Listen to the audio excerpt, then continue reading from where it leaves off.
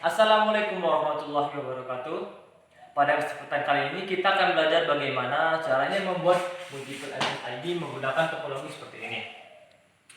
Dan kita akan belajar membuat firewall dan juga manajemen bandwidth. Oke, sebelum itu saya jelaskan dulu secara singkat. Bandwidth adalah besarnya ukuran informasi atau data yang dapat dikirim dari satu tempat ke tempat lain dalam satu detik. Sedangkan firewall memiliki arti sebagai sebuah sistem keamanan atau security yang dapat memblokir ancaman seperti malware, virus, dan cyber security dan serangan cyber lainnya. Dengan cara memfilter perintah dari internet. Sedangkan multi SSID adalah kemampuan untuk mengkonfigurasi lebih dari satu jaringan WiFi dalam satu perangkat. Oke, lanjut kita ke topologinya. Yang pertama kita memiliki ISP. ISP kita sendiri memiliki provider IndiHome yang memiliki kecepatan sampai 100 MB per second. Dan kita mendapatkan ini merupakan IP defaultnya 192.168.100.1. Dari ISP ini disalurkan mikrotik ke mikrotik menggunakan kabel UTP Cat5 secara DHCP. Router mikrotik mengambil itu tadi melalui Ether 1. Kemudian router mikrotik membagikannya melalui Ether 2 ke klien 1 secara DHCP juga dengan IP 10.10.10.1/24 dan membandwidth sebesar 5 Mbps. Oke. Dan tipe yang kita pakai untuk router sendiri adalah tipe RB951UI. Kemudian lanjut kita sebelahnya, di sini ada TP-Link. TP-Link memperoleh internet dari router mikrotik melalui port nomor 3. Melalui port ini kita menyalurkannya menggunakan kabel secara DHCP tanpa perlu memasukkannya lagi. Di sini kita membuat IP 20.20.20.1/24 dan membuat firewall di sini untuk membuat website. TP-Link yang kita gunakan sendiri memiliki tipe TL WA08N. Di TP-Link kita akan membuat konfigurasi multi SSID. Kita akan membuat lebih dari satu jaringan WiFi untuk praktek kali ini. Oke, sekian topologi yang dapat saya sampaikan.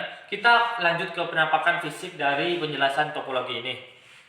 Baik, ini adalah tampak fisik dari topologi yang sudah kita buat tadi. Langkah pertama, kita colokkan kabel dari internet ke port Ether 1 yang ada di mikrotik.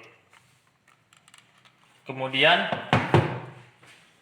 kita colokkan kabel UTP ke port Ether 2. Lalu kita langsung sambungkan ke klien 1.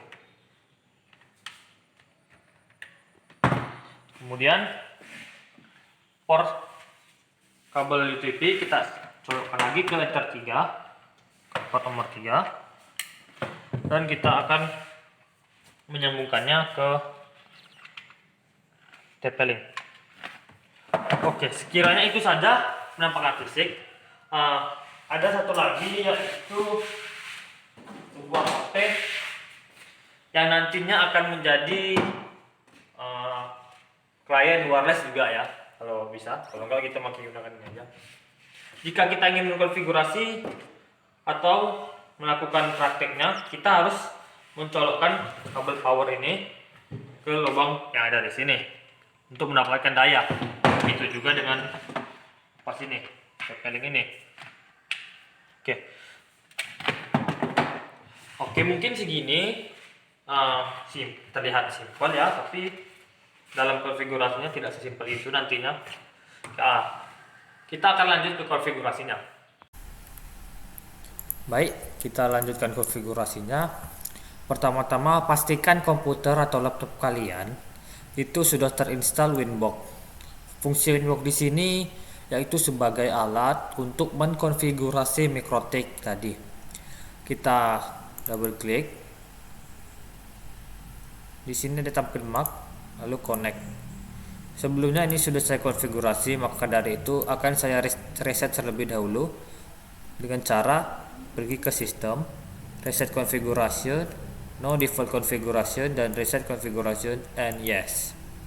Tunggu sampai alat itu berbunyi. Jika sudah berbunyi tit seperti tadi, maka dia sudah mereset dan kita akan login ulang.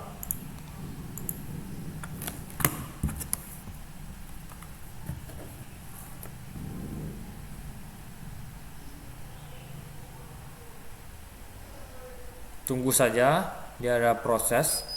Oke, sudah berbunyi kembali, itu sudah ready untuk digunakan.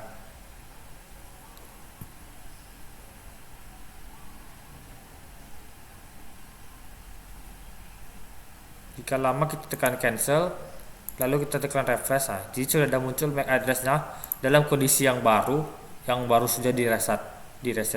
Kita klik connect.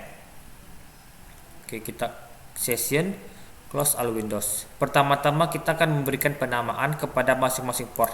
Fungsinya di sini agar kita tidak bingung ya nanti untuk mengkonfigurasi IP-nya.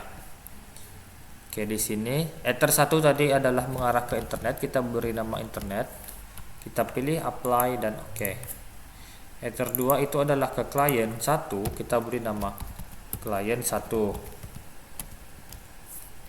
Kita pilih apply lalu oke. Dan Ether 3 itu kita beri nama access point. Kita singkat saja AP. Oke, jika sudah semuanya diberi nama, langkah selanjutnya adalah kita menghubungkan router dengan internet. Kita akan memperoleh internet dengan cara DHCP, yaitu cara otomatis tanpa melakukannya sendiri. Pergi ke menu IP, DHCP client. Di sini kita tambah. Lalu di sini interface kita pilih Ether 1, yakni port yang mengarah ke internet. Lalu kita klik apply, lalu tekan OK. Tunggu status searching menjadi bound, yang artinya router kita sudah memiliki internet. Jika masih belum yakin, kita pergi ke terminal, kita ping google.com. Itu artinya internet kita sudah ada di router ini, sudah tersambung dengan internet. Setelah kita hubungkan tadi, tidak lupa lalu kita hidupkan DNS-nya, konfigurasi DNS. Di sini kita masukkan IP internet, lalu kita checklist allow remote access dan apply, lalu oke. Setelah itu kita buat IP address yang sesuai dengan topologi tadi. Caranya pilih IP, pilih address dan tambahkan. Kita ganti dulu interface-nya agar mudah. Di sini pertama kita akan membuat IP untuk Ether 2 atau client 1. IP-nya tadi adalah 10.10.10.1/24. Apply lalu oke. Setelah itu kita membuat IP untuk Ether ketiga yang mengarah ke access point. Berapa IP-nya tadi ya? 20.20.20.1/24. Setelah itu kita apply dan oke. IP address sudah terbuat, saatnya kita bagikan ke masing-masing port, yakni dengan cara IP DHCP server. Di sini kita akan membuatnya secara otomatis. Kita pilih ke DHCP setup, pilih DHCP server nih, interface nih, port yang akan diberikan IP, yakni Ether 2 client 1. Lalu kita klik next, sampai oke. Begitu juga dengan Ether 3.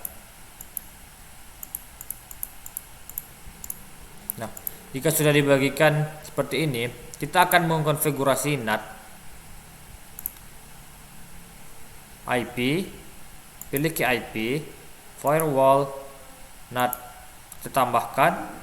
Di general out interface-nya kita buat Ether 1, yaitu yang mengarah ke internet. Setelah itu action-nya kita pilih masquerade, kita apply lalu oke.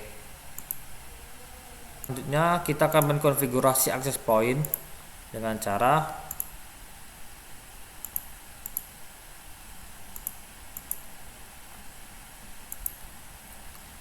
internet dulu, kita disablekan dulu. Lalu di sini wifi-nya kita enable disablekan, lalu kita enablekan kembali, enablekan lagi.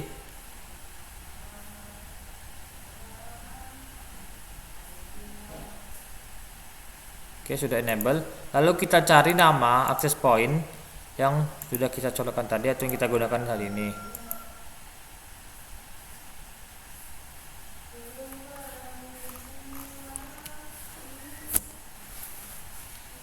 Sebelum itu kita akan mereset terlebih dahulu access point kita.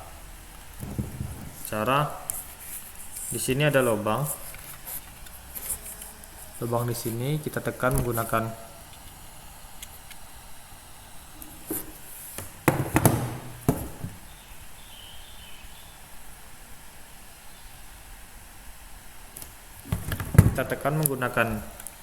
ini lidi, tekan lama sampai yang depan ini ngedip. Nah, ini sudah mengedip, berarti dia sudah terreset. Kita refresh lagi komputer kita, laptop kita.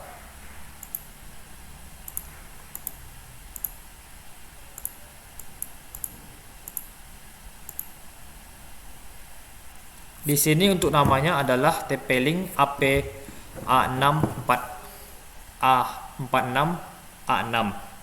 Lalu kita akan mengkonfigurasinya dengan memasuki alamat domain ini.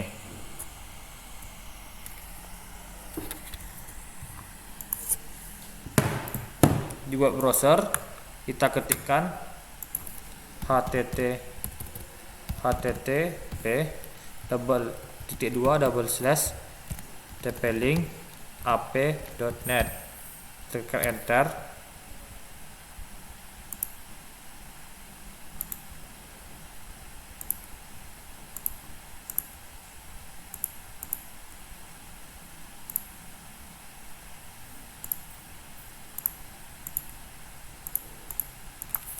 tp-link-ap.net.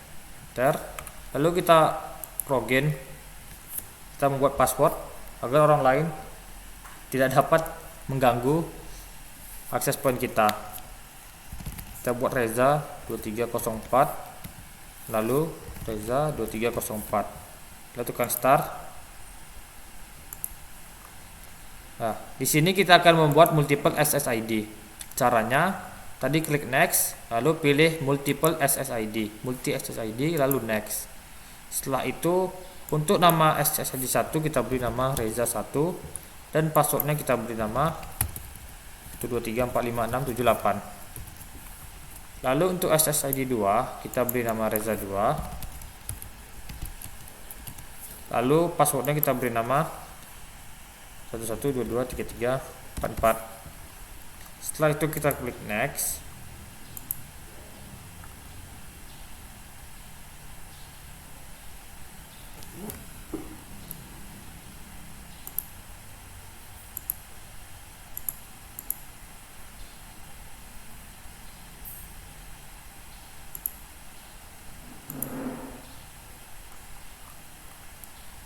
Kita refresh kembali, pergi ke quick setup, pilih next, multi SSID, buat namanya Reza 1, passwordnya Reza 23234. Lalu untuk SSID kedua kita beri nama Reza 2, passwordnya Reza 1122. Lalu kita klik next. Di sini kita hidupkan DHCP-nya. Kita pilih smart IP-nya itu DHCP LAN. Lalu kita klik next. Setelah itu kita klik finish. Tunggu sampai dia selesai reboot. Itu memakan waktu sebentar.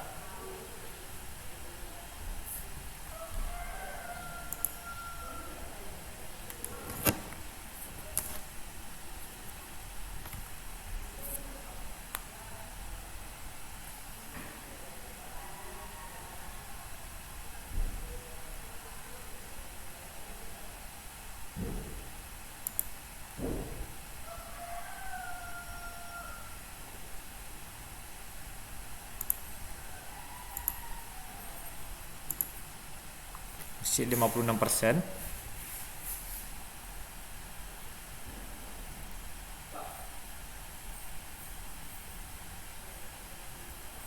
Oke, terconnect. Soalnya kita mencoba mengetes yang sudah kita buat tadi.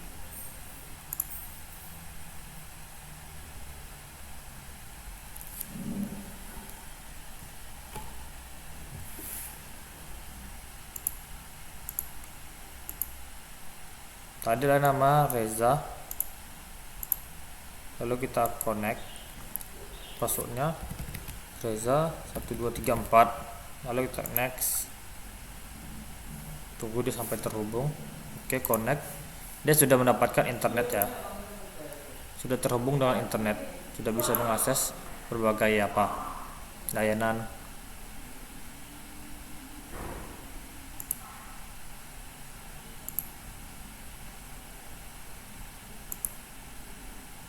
Kita sudah bisa terhubung dengan internet menggunakan SSID yang kita buat di TP-Link tadi. Kita bisa mengakses YouTube,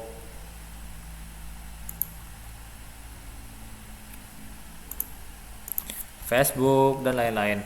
Oke, langkah kita selanjutnya adalah membuat bandwidth dan firewall untuk masing-masing klien. Yakni kita akan membuat bandwidth. Kita akan membuat bandwidth di klien 1 melalui Ether 2. Caranya adalah pergi ke menu queues, lalu simple queues, lalu kita tambah.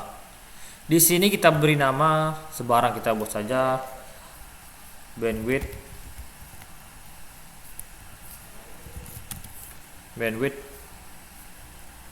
klien 1 CL1. Lalu di sini targetnya kita isi portnya. Kita bisa bandwidth menggunakan port dan menggunakan IP.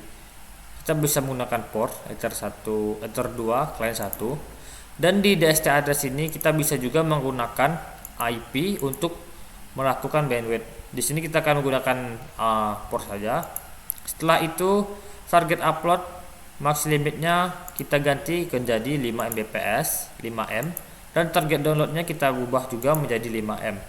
Sesuai topologi kita akan membandwidth sebesar 5M, lalu kita apply dan oke. Kita akan mencobanya. Pertama-tama kita sambungkan dulu atau enablekan dulu LAN dari laptop saya. Setelah enable dan mendapatkan jaringan, kita akan mencoba membandwidth. Kita melihat speed test.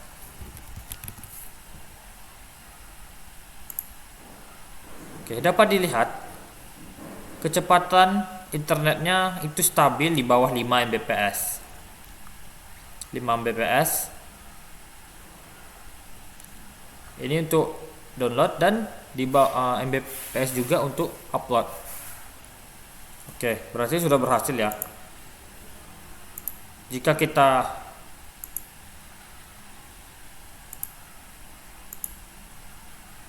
berhasil, dengan perbedaannya jika kita disablekan ini, kita pergi lagi ke speed test, kita uji kecepatan, dia akan mengikuti kecepatan dari provider kita, apa bandwidth yang dibagi oleh provider kita. Di sini menggunakan 100 Mbps, jadi di bawah itu bisa kita dapatkan. Ya, setelah kita membandwidth tadi, nampak perubahannya yang sangat signifikan. Yang tadi 80 sekarang menjadi di bawah 5 Mbps. Ini adalah band. Oke, baik. Selanjutnya kita akan melanjutkan konfigurasi firewall untuk memblokir website. Pertama-tama ini banyak. Pertama-tama kita pergi ke IP, ke tab firewall, lalu virtual rules. Di tab menu virtual rules kita tekan tambah. Di tab general, chainnya biarkan saja forward. Di in interface pilih port yang mengarah ke klien. Di sini kita menggunakan WiFi dari Reza, kita akan menggunakan Ether 3 yang mengarah ke access point. Access point memberikan WiFi-nya secara wireless. Kita memberikan Ether 3, kemudian di advance kita mengisi konten ini dengan website yang ingin kita blok, misalnya detik.com, bikin action, lalu ini ganti drop, kita apply, lalu oke. Kita akan melakukan pengujian dengan membuka detik.com. Pertama-tama buka detik.com, mau dia. Kemudian kita akan membuka detik.com.